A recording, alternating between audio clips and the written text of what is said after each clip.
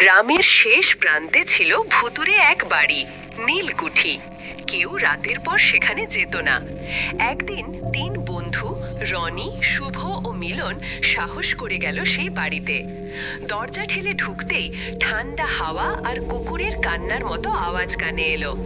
দেওয়ালে পুরনো প্রতিকৃতির চোখ যেন তাদের দিকে তাকিয়ে আছে। হঠাৎ টর্চের আলো নিভে গেল। অন্ধকারে ভেসে উঠল এক সাদা পোশাক পরা মহিলা, লম্বা চুলে মুখ ঢাকা, ঠোঁটে রক্তের দাগ। তার কণ্ঠে শোনা গেল, আমার ঘরে কে? 3 জন দৌড়াতে লাগলো, কিন্তু দরজাটা নিজে থেকেই বন্ধ হয়ে গেল। রনি হঠাৎ অদৃশ্য হয়ে গেল।